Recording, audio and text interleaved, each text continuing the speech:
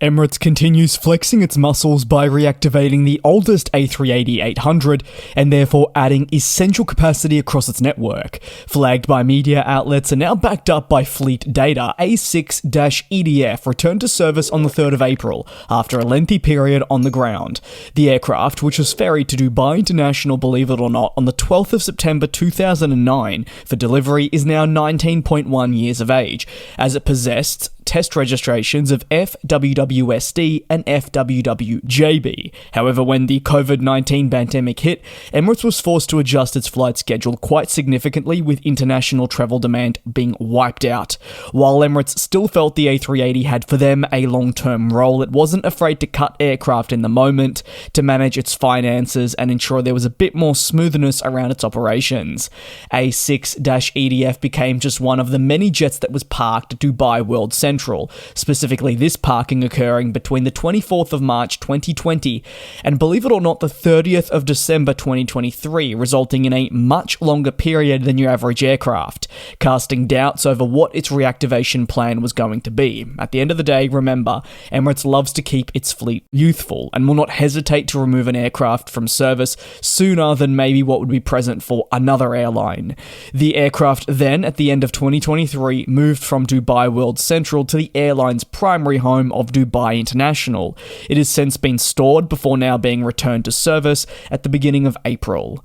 Emirates, they're the largest operator of the A380-800 and at their peak had over 120 units active for this plane. But what does the future hold for this aircraft in the airline's operations?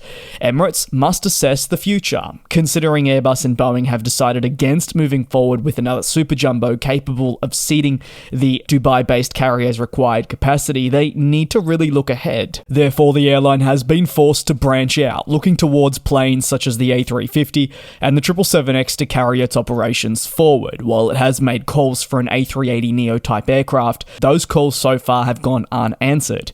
Emirates' eventual retirement of the A380 was always going inevitable. As each year passes, especially given the aircraft type is not getting any younger, they have to look forward. To ensure that the airline stays competitive and agile, it will eventually need to continue transitioning towards those next generation types. According to the airline's latest comments, the intention remains to fly the A380 into the 2040s. No, that doesn't mean that every single unit will still be around by the time the 2040s reach, but it does mean that there will be some form of a presence. 2041, the year that we heard that they would expect to offload them. That is subject to change.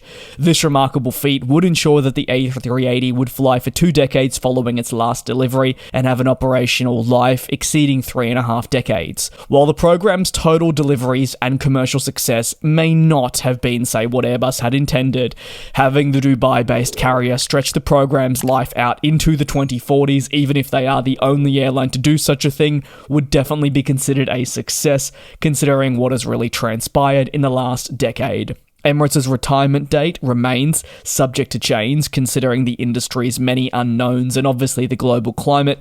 It may be necessary to remove the type sooner than expected, or we could find ourselves with another pandemic. Hopefully not. You can never be fully prepared for what's to come, but for now, if nothing was to change, they see it being on for at least another 15 years. They know it'll be important for their day-to-day flying, helping propel their hub-and-spoke model moving forward.